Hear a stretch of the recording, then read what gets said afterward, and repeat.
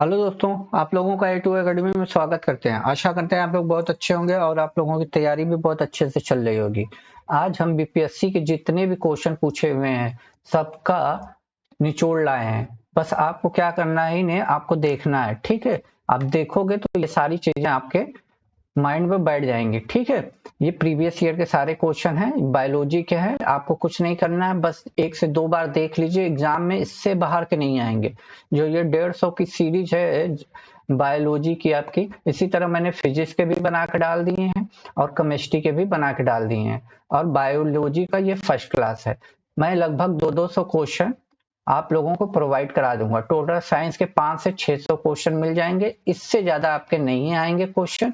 आप इतना पढ़ लोगे, आपके काम बन जाएंगे एग्जाम में। ठीक है, तो बाकी आप लोगों को प्रैक्टिस सेट सभी चीजों की मिल ही रही है, तो ध्यान से बस पढ़िए और देखिए। ये बीपीएससी के प्रीवियस ईयर के क्वेश्चन है, सब जितने भी अब तक आए हैं सारे मैंने निचोड़ रखे हैं। देखिए हमारा पहला क्वेश्चन क्या कह रहा है, जीव विज्ञान का पिता, फादर ऑफ बायोलॉजी की बात कर रहा है। किसे कहा जाता है? चार्ल्स डार्विन को, लिनियस को, अरस्तु को, मेंडल को। तो आपको पता होगा अरस्तु को बायोलॉजी का फादर कहा जाता है, फादर ऑफ बायोलॉजी कहता है। जीवन का भौतिक आधार क्या है? जीवन का भौतिक आधार आपको बताना है। जीन है, कोशिका है, माइक्रोकांडिया है, जीव द्रव्य है। तो कौन सा है? जीव द्रव्य। ऑप्शन नंबर डी चला जाएगा। ठीक है, अब देखिए सर्वप्रथम कोशिका का पता किसने लगाया था? ये तो सदाबहार क्वेश्चन है, ना जाने कितनी बार ये क्वेश्चन एग्जाम में आ चुका है। तो ये रॉबर्ट हुक है।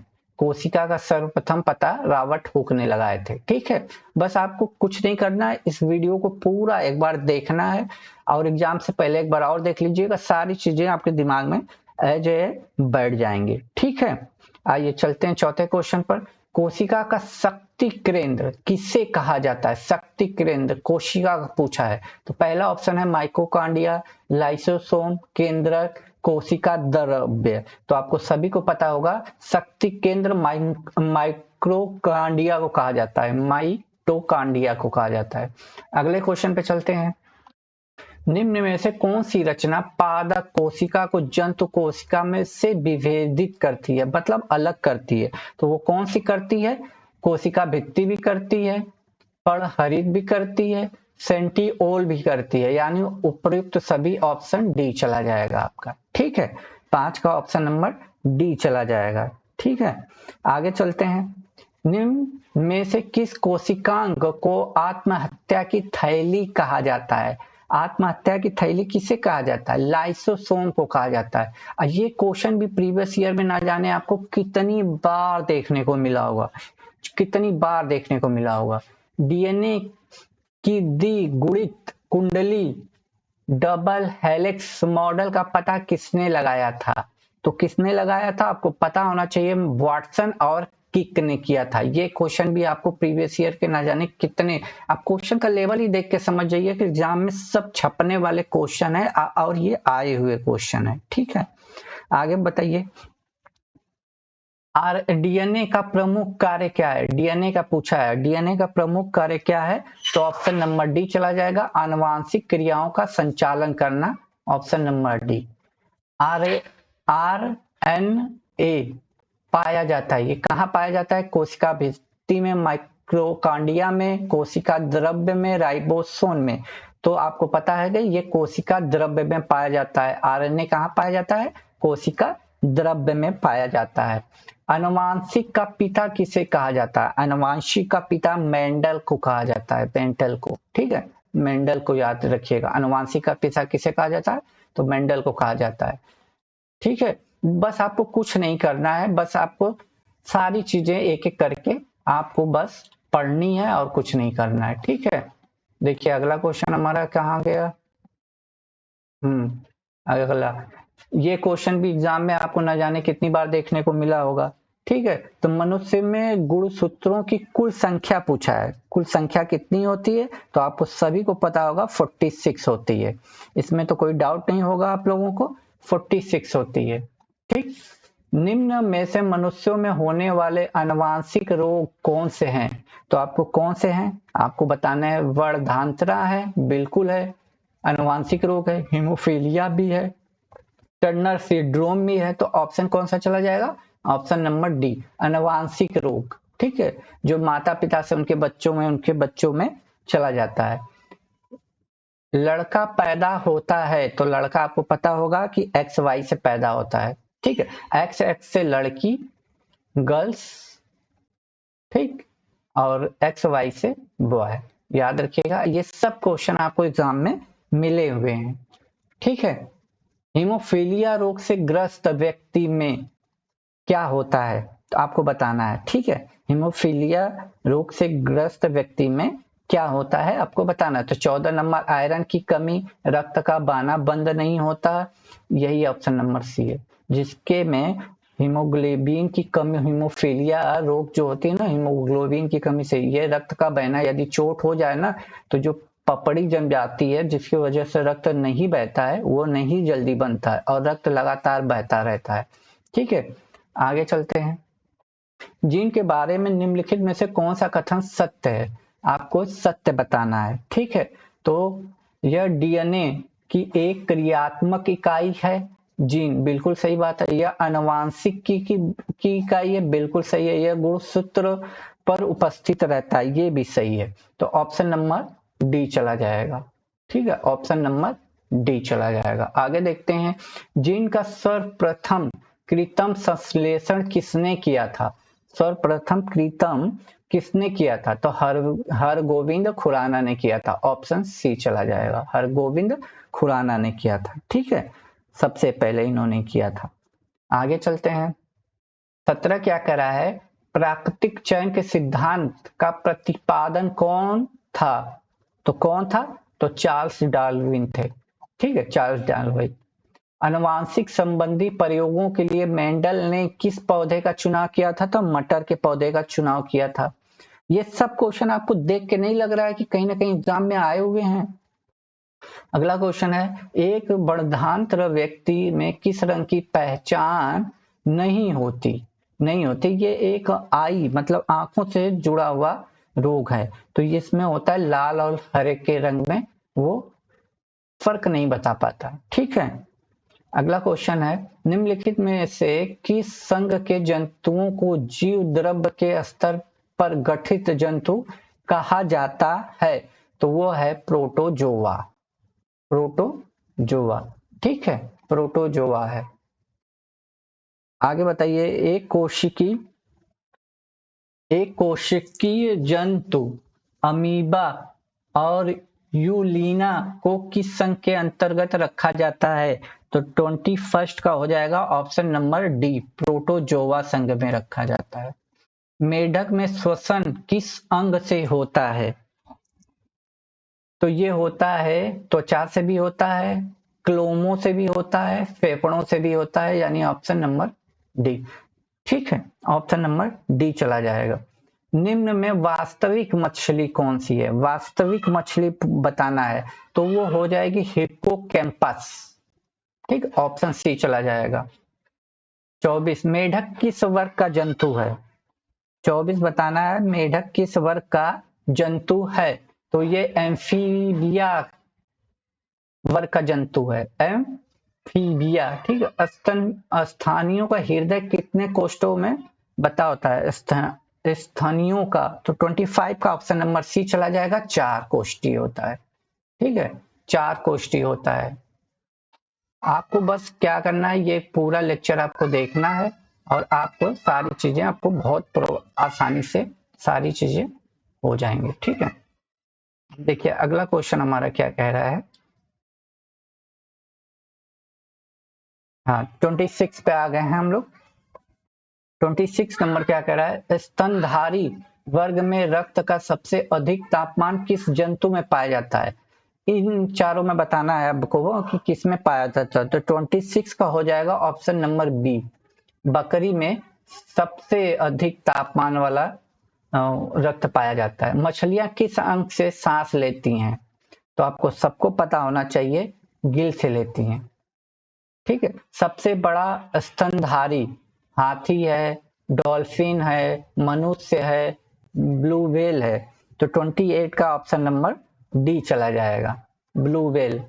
विश्व का सबसे छोटा पक्षी humming bird, option number C चला जाएगा। और एग्जाम में ना जाने ये सब क्वेश्चन कितनी बार आए होंगे, आप यदि पढ़ते होंगे तो देखा होगा जरूर।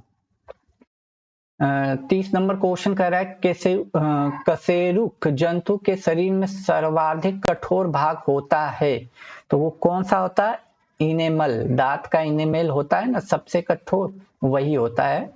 ठीक है, अब 31 का बताइए। 31 में क्या कहला है? हेल में श्वसन किस अंग से होता है? हेल में श्वसन किस अंग से होता है?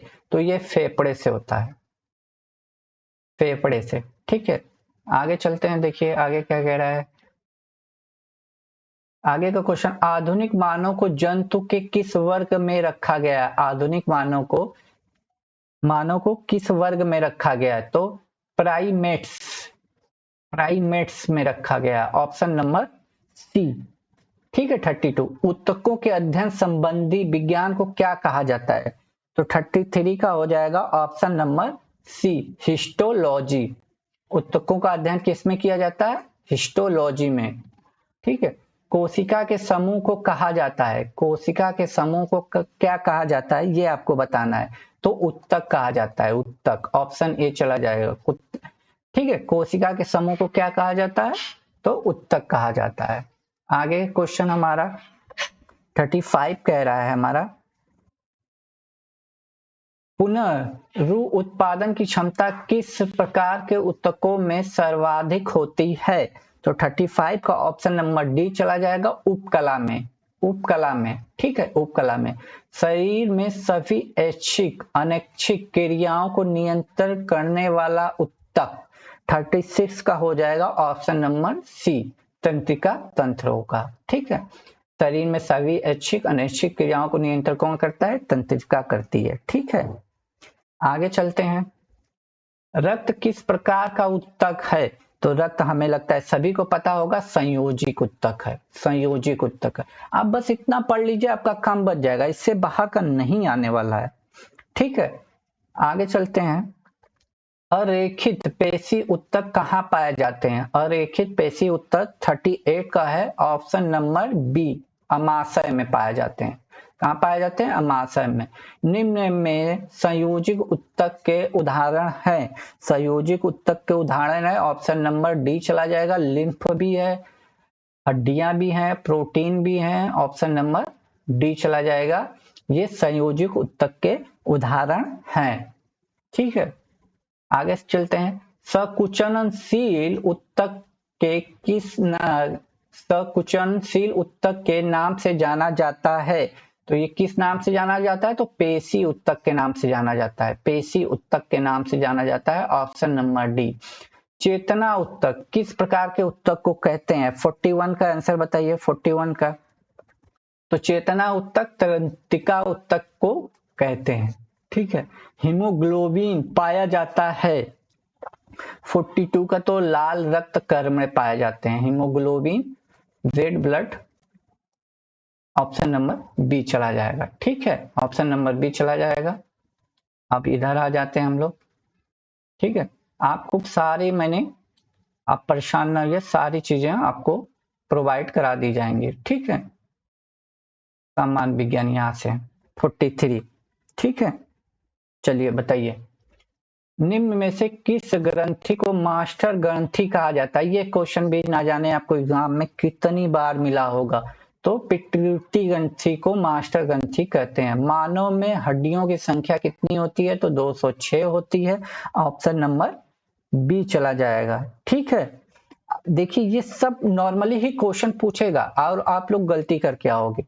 भोजन में उपस्थित शर्करा को मल्टोज में बदलता है, तो 45 का ऑप्शन नंबर हो जाएगा ए, टायलिन शर्करा को मल्टोज में बदलता है। भोजन का अवशोषण शरीर के किस अंग में होता है? तो किस अंग में होता है? छोटी आंत में होता है। भोजन का अवशोषण किस अंग में होता है? तो छोटी आंत में होता है। 46 का सी चला जाएगा। 47 पे आते हैं। मानव शरीर की सबसे बड़ी ग्रंथि, मानव शरीर की सबसे बड़ी ग्रंथि यकृत, यकृत, यकृत। इतने कम समय में 47 क्वेश्चन आप लोग कर लिए, कहीं भी ऐसी क्लास आपको मिलेगी?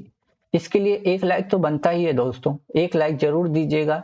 ठीक है, आगे देखते हैं। इंसुलिन की कमी से उत्पन्न होने वाला रोग कौन सा हो जाएगा? तो डायबिटीज होता है, डायबिटीज। ठीक है, इंसुलिन की कमी से उत्पन्न होने वाला रोग डायबिटीज है। निम्न में से कौन सा पोषक पदार्थ शरीर को त्वरित ऊर्जा प्रदान करता है? तो कौन सा करता है? आप सभी को पता होगा, कार्बोहाइड्रेट। तुरंत ऊर्जा के लिए कार्बोहाइड्रेट। शरीर में गैसों का विनिमय किस अंग में होता है? तो किस अंग में होता है? 50 का हो जाएगा सेकेंड, ऑप्शन नंबर बी, फेफड़े में। ठीक है, फेफड़े में होता है, फेफड़े में होता है। ठीक है, आगे चलते हैं। वृक्क की क्रियात्मक इकाई कौन सी होती है? तो ये हो जाएगा option number B, nephron. Nephron, option B चला जाएगा, नेफ्रॉन। ठीक है, मैं सिर्फ वही आंसर बता रहा हूं कि आप क्वेश्चन पढ़ो, तुरंत आंसर याद हो जाए। ठीक है, इसीलिए मैं चारों ऑप्शन को नहीं पढ़ रहा हूं कि आप लोगों में कंफ्यूजन हो। हाँ, आप अपने मन में आंसर जरूर दे सकते हो। नाइट्रोजनी उत्सर्जित पदार्थों में सबसे अधिक मात्रा में पाया जाता है? तो 52 का हो जाएगा यूरिया। नाइट्रोजनी उत्सर्जित पदार्थों में सबसे अधिक क्या पाया जाता है? तो यूरिया पाया जाता है। मानव शरीर में पिट्यूटरी ग्रंथि स्थित होती है? 53 का ऑप्शन नंबर बी चला जाएगा, मस्तिष्क में। ठीक, ऑप्शन नंबर बी। आगे चलते हैं 54 पे। आंख के किस भाग के नष्ट होने से आंखों की रोशनी समाप्त हो जाती है? तो 54 का ऑप्शन नंबर सी, कार्निया। आंखों की कार्निया खराब हो गई तो आंखें खराब। लाल रक्त कण का निर्माण कहाँ होता है? तो 55 का होता है लाल अस्थि मज्जा में। ठीक, अस्थि मज्जा में। कशेरुकी दंड में हड्डियों की कुल संख्या कितनी होती है? तो कितनी होती है? 33, 33। कशेरुकी में कितनी होती है? 36। ठीक, आते हैं शरीर की सबसे लंबी हड्डी पूछा है। सबसे लंबी हड्डी सभी को पता होगा, फीमर, जो पैर में होती है। अब सबसे छोटी हड्डी बताइए कमेंट बॉक्स में। मानव शरीर में रक्त कहाँ शुद्ध होता है? तो मानव शरीर में रक्त कहाँ शुद्ध होता है? ऑप्शन नंबर सी चला जाएगा, वृक्क में। ठीक है, शुद्ध। मनुष्य के हृदय में स्पंदन 1 मिनट में कितनी बार, मतलब 1 मिनट में कितनी बार आपका दिल धड़कता है? तो 72। ठीक है, 59 का कितना चला जाएगा? ऑप्शन नंबर ए। अब आते हैं, आगे चलते हैं 60 नंबर क्वेश्चन पे चलते हैं। 60 नंबर क्वेश्चन आपको बताना है, निम्न से किस ब्लड ग्रुप को सर्वदाता कहा जाता है? सर्वदाता पूछा है, तो 60 का ऑप्शन नंबर डी चला जाएगा, ओ। इसको सर्वदाता कहते हैं और ए बी को सर्वग्राही कहते हैं। सर्वग्राही कहते हैं। ठीक है, अब 61 नंबर बताइए।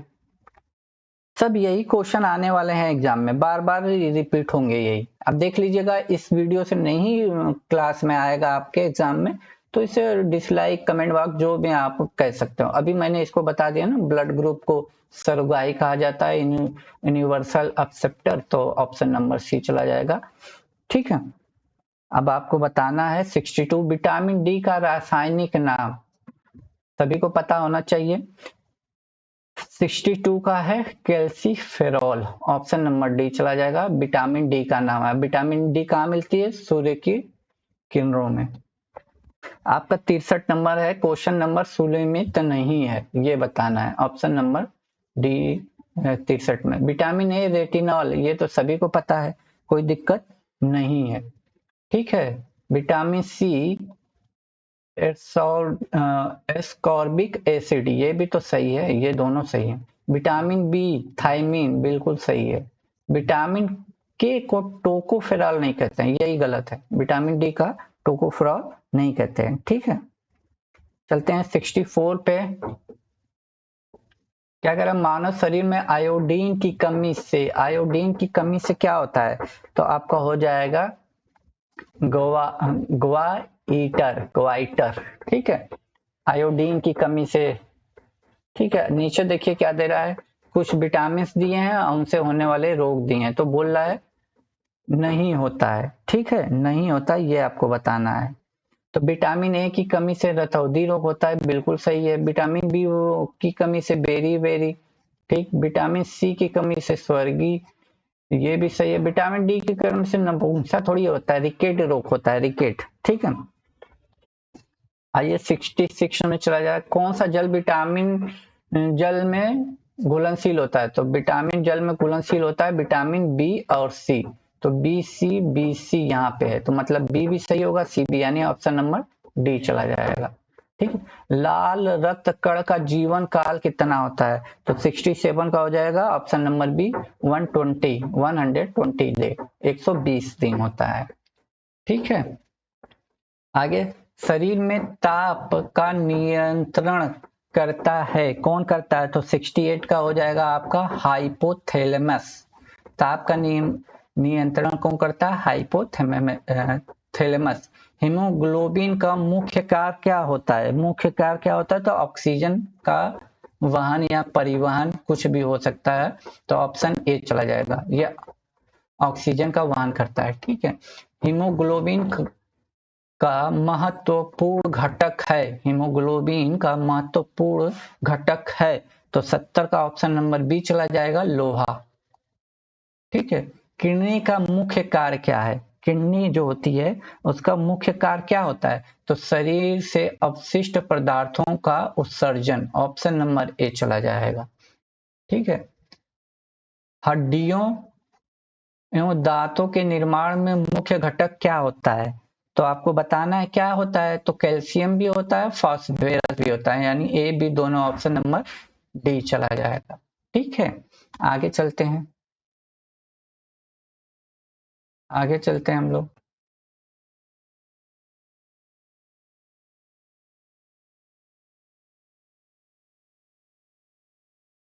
ठीक है,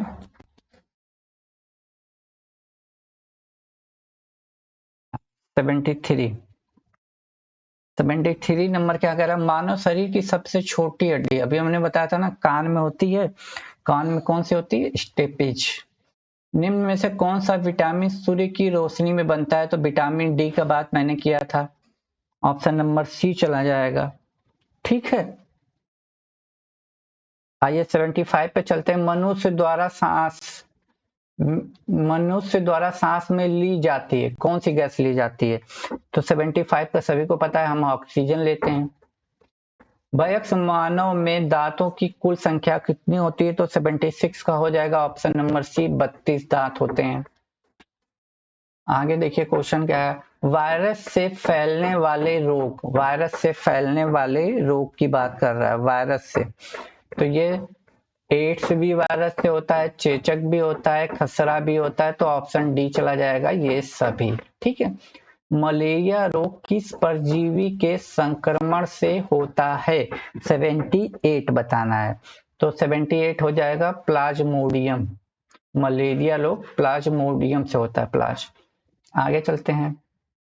मलेरिया रोग में परजीवी का वाहक होता है, तो मादा, आपको सभी को पता होगा, ऑप्शन नंबर ए चला जाएगा, मादा एनाफिलीज मच्छर के काटने से होता है। निम्न में से कौन सा रोग दूषित जल के सेवन से होता है? तो सभी को पता होना चाहिए, हैजा। हैजा प्रदूषित या दूषित जल से होता है। ठीक है, 81 का क्या कह रहा है? डायलिसिस का प्रयोग किस रोग के इलाज में किया जाता है? तो डायलिसिस का प्रयोग आपको जानने में आपके जानने पहचानने वालों में कई लोगों को पता भी होगा, किडनी यानी गुर्दा में ही यूज होता है। ठीक है, आगे कह रहा है बच्चों में BCG का टीका किस रोग के प्रतिरक्षण हेतु लगाया जाता है? 82 का हो जाएगा, option number B, TB. TB के लिए BCG का टीका लगाया जाता है। जीवाणुओं से होने वाले रोगों को चुनिए, तो ऑप्शन दिया है मलेरिया, टीबी, कुष्ठ रोग, रेबीज, सिफिलिस। तो 83 का ऑप्शन नंबर सी चला जाएगा। ठीक है, ऑप्शन नंबर सी चला जाएगा। 2 3 5, 2 है, एक तो टीबी है, तीसरा कुष्ठ रोग है, सिफिलिस। ठीक है, ऑप्शन मच्छर द्वारा फैलने वाले रोग बताने हैं आपको। तो 84 का मच्छर द्वारा फैलने वाले रोग बताने हैं। तो ये मलेरिया भी होता है, डेंगू ज्वर भी होता है, डेंगू मच्छर से होता है, पीच ज्वर, यानी ऑप्शन नंबर डी चला जाए। घरेलू मक्खी द्वारा होने वाले रोग को बताना है 85। तो ये 3 हो जाएंगे, हैजा भी है, ठीक है, अतिसार भी है, प्लेग भी है। तो ऑप्शन नंबर 85 का बी चला जाएगा, ठीक है, 85 का बी चला जाएगा। ये आगे चलते हैं। देखिए कितना हम लोग सुपर फास्ट कर रहे हैं, बस आप लोगों को 1 से 2 बार एग्जाम से पहले बस आपको देख के जाना है, ठीक है। 86 का क्वेश्चन नंबर क्या कह रहा है, निम्न में से कौन जंतु प्लेग महामारी के फैलने में सहायक होता है। प्लेग के लिए आपको पता है कि चूहा सबसे खतरनाक होता है, चूहा। वनस्पति विज्ञान, फादर ऑफ बॉटनी की बात कर रहा है, किसे कहा जाता है, तो ये कहा जाता है थियोफेटस को, थियोफेटस को कहा जाता है। 87 का ऑप्शन नंबर डी हो जाएगा। 88 पे आ जाते हैं। 88 में क्या कह रहा है, शैवालों के अध्ययन संबंधी विज्ञान को कहा जाता है, शैवाल के अध्ययन को क्या कहा जाता है, तो फाइकोलॉजी कहा जाता है शैवाल को। कवक के अध्ययन को माइकोलॉजी। कवकों के अध्ययन के संबंधी विज्ञान को क्या कहा जाता है, देखिए दोनों आ गए हैं, तो माइकोलॉजी। याद रखिएगा, शैवाल को फाइकोलॉजी, कवक को माइकोलॉजी, ठीक है। विषाणु की खोज किसने की थी, तो विषाणु की खोज किसने की थी, इवानोस्की ने की थी। विषाणुओं की खोज किसने की थी, इवानोस्की ने थी। सजीव निर्जीव के बीच की कड़ी किसे कहा जाता है, किसे कहा जाता है, 91 का बताना है आपको, ठीक है। तो 91 का हो जाएगा वायरस, ठीक है, वायरस। अगला क्वेश्चन का है, बैक्टीरिया की खोज किसने की थी, बैक्टीरिया की खोज किसने की थी, 92 का हो जाएगा option number A, Antonie van Leeuwenhoek, ठीक है। यही ऑप्शन में देगा, जो मैंने सर्किल में बना दिया है, इतना बड़ा नाम नहीं देगा, ल्यूनेहॉक देता है। रेविज के टीके की खोज किसने की थी, रेविज के टीके की खोज किसने की थी, तो ऑप्शन नंबर डी चला जाएगा, लुइस पार्सर ने की थी, लुइस पास्चर ने की थी। अगला क्वेश्चन, पाश्चुराइजेशन के बारे में निम्नलिखित में से कौन सा कथन सत्य है, सत्य बताना है। तो लुइस पार्सर ने इस विधि की इजाद की थी, बिल्कुल की थी। इस विधि से दूध को कुछ दिनों तक सुरक्षित रखा जा सकता है, बिल्कुल।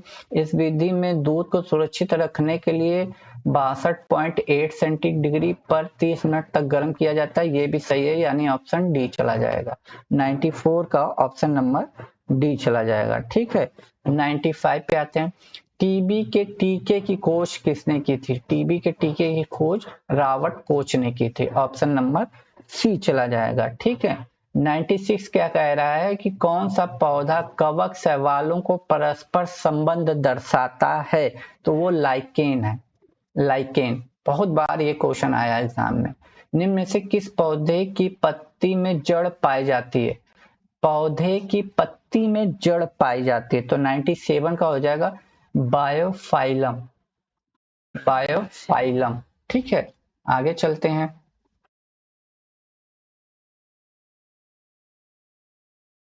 आगे आते हैं अपना क्वेश्चन पे 98 से, ठीक है। 98 पे आ गए हम लोग। अब बताना है 98 पे सूची 1 को सूची 2 से सुलेमित करना है, ठीक है, सुलेमित करना है। तो आइए सुलेमित करते हैं, ठीक है। 98 का बताना है, तो राइजोम या पकंद, तो ये हल्दी का होता है, थर्ड। स्तंभकंद यानी ट्यूबर, ये आलू का होता है। तलकंद या वल, ये होता है प्याज में, ठीक है। घनकंद कॉम, ये होता है आपका जीमी कंद में, ठीक है। तो ये 3 4 1 2 कहाँ पे है, ऑप्शन नंबर सी, ठीक है, ऑप्शन नंबर सी। 99 क्या कह रहा है, सुकोद्भिद लक्षण वाला पौधा है, तो ये कौन सा है, नागफनी, नागफनी, जो रेगिस्तान में काफी ज्यादा मात्रा में पाए जाते हैं। पौधों में प्रकाश संश्लेषण पत्तियों के किस भाग से संपन्न होता है, तो ये पड़दल से संपन्न होता है, पड़दल। ऑप्शन नंबर सी, लेमिना भी इसको हम कहते हैं। बताइए 100 क्वेश्चन इतनी सुपर फास्ट तरीके से हम लोग किए हैं, 1 लाइक तो बनता है दोस्त, 1 लाइक तो जरूर कीजिएगा और अपने दोस्तों में जरूर इसको शेयर कर दीजिएगा, ठीक है। पौधों में वाष्पोत्सर्जन क्रिया में सहायक है, तो 101 का हो जाएगा ऑप्शन नंबर बी, रंध्र। फोटो की उम्र का, पौधों की उम्र का पता लगाया जाता है, पौधों की उम्र का पता लगाया जाता है तो पेड़ में उपस्थित वार्षिक वलय गिनकर। ऑप्शन नंबर डी चला जाएगा। अगला क्या कह रहा है, कार्क प्राप्त होता है, कार्क प्राप्त होता है, तो कार्क प्राप्त होता है ऑप्शन नंबर ए, सुबेरिन से, सुबेरिन से, ठीक है, सुबेरिन से।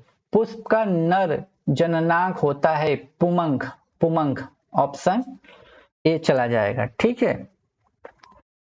पांचवा क्या कह रहा है, पुष्प का मादा जननांग होता है, मादा जननांग होता है, तो 105 का हो जाएगा ऑप्शन नंबर बी, जायांक।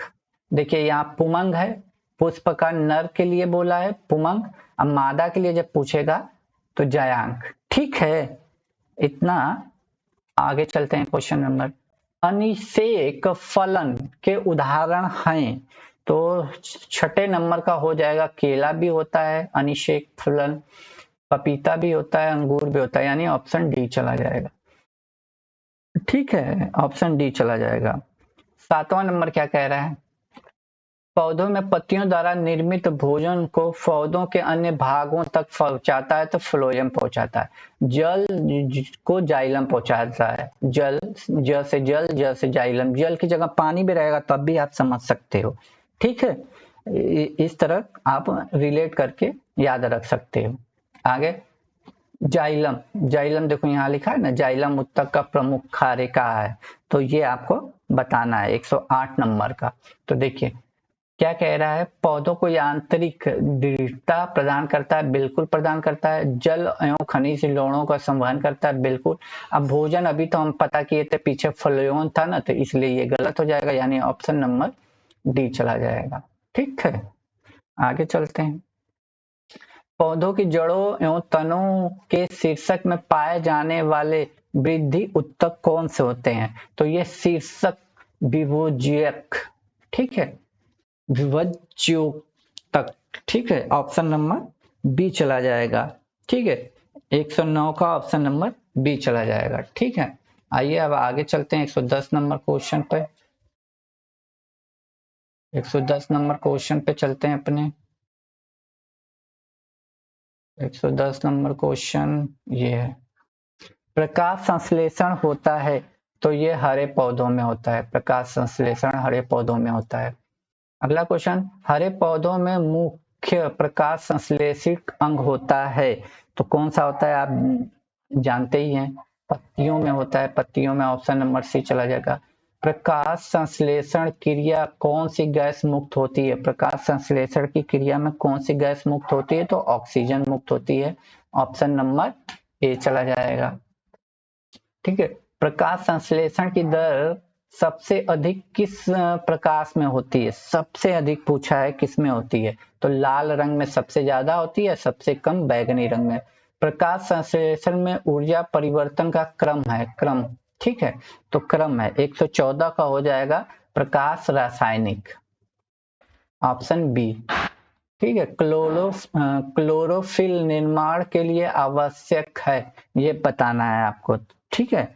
क्लोरोफिल के लिए आवश्यक क्या क्या है ये बताना है, तो लोहा और मैग्नीशियम, ऑप्शन बी चला जाएगा, ठीक है, ऑप्शन बी। आगे देखते हैं 16 नंबर क्या कह रहा है, पत्तियों का रंग हरा होता है क्योंकि इसमें उपस्थित होते हैं, तो इसमें आपको पता होगा 116 नंबर का ऑप्शन नंबर सी चला जाएगा, क्लोरोफिल, क्लोरोफिल के कारण होते हैं। आगे क्या कह रहा है, दिन के समय पौधे, पौधे दिन के समय, तो 117 नंबर का हो जाएगा option number B, carbon dioxide लेते हैं और ऑक्सीजन छोड़ते हैं, ठीक है, ऑप्शन बी चला जाएगा। और रात में यही उल्टा हो जाएगा, ऑक्सीजन लेते हैं, कार्बन डाइ छोड़ते हैं, ठीक है। आते हैं 118 नंबर पे, क्या कह रहा है हमारा, पौधों में ग्लाइको लाइसिस क्रिया संपन्न होने के बाद कितने एटीपी का शुद्ध लाभ होता है? तो 118 का ऑप्शन नंबर सी चला जाएगा, शुद्ध लाभ 8। फलों को प्राकृतिक रूप से पकाने के लिए किसका पकाने में सहायक हार्मोन की बात कर रहा है, तो हो जाएगा इथिलीन। ठीक है, प्राकृतिक रूप से बोला है। ठीक है, 120 पे आते हैं। निम्न में वृद्धि रोधक हार्मोन्स हैं, वृद्धि रोधक हार्मोन्स है, तो ऑप्शन नंबर आपका एसिटिक एसिड भी है, इथिलीन भी है, तो ऑप्शन नंबर डी चला जाएगा। ठीक है, 120 का ऑप्शन नंबर डी चला जाएगा।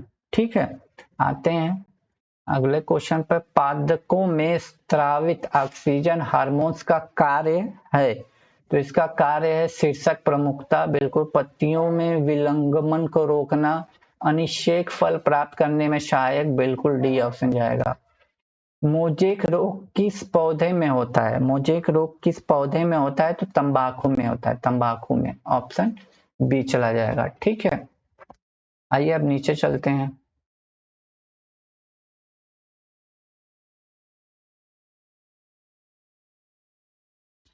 हाँ, 123 क्वेश्चन पे आ गए थे ना। क्या कह रहा है? साइट्रस कैंसर केकर रोग किस पौधे में होता है? तो 123 का ऑप्शन नंबर सी हो जाएगा, नींबू में। ठीक है, साइट्रस केकर रोग नींबू में। बीजों को सुसुप्तावस्था में रखने वाले वृद्धि रोधक हार्मोन्स हैं, तो 124 का हो जाएगा ऑप्शन नंबर बी, एबासिक एसिड। ठीक है, ऑप्शन नंबर। आते हैं 25 पे, 125 पे। पौधों में फूल बनाने में सहायक हार्मोन्स हैं, तो 125 को हो जाएगा option number A, cytokinin, cytokinin, option A चला जाएगा। निम्न में से कौन सा पौधा कंपन कुचनी गति दर्शाता है? कौन सा पौधा है? तो 126 का ऑप्शन नंबर सी हो जाएगा, छुई मुई, छुई मुई। ठीक है, बक्की टॉप रोग किस पौधों में होता है? तो ये किस पौधों में होता है? ऑप्शन नंबर डी चला जाएगा, केला में। ठीक है, ऑप्शन नंबर डी केला में चला जाएगा। धान का खैरा रोग किस खनिज की कमी से होता है? तो जिंक की कमी से होता है खैरा रोग, ऑप्शन नंबर सी चला जाएगा। 129 नंबर पे आते हैं। पारिस्थितिक तंत्र शब्द का प्रयोग सर्वप्रथम किस वैज्ञानिक ने किया था? तो 29 का हो जाएगा सी, टेंसले ने किया था, टेंसले ने किया था। ठीक है, टेंसले ने किया था।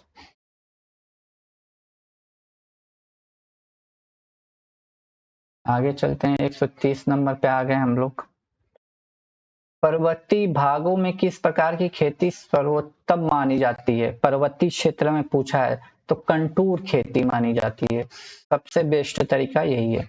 भूमि की संरक्षण के लिए निम्न में से कौन सी विधि अपनाई जाती है? भूमि की संरक्षण के लिए कौन सी विधि अपनाई जाती है?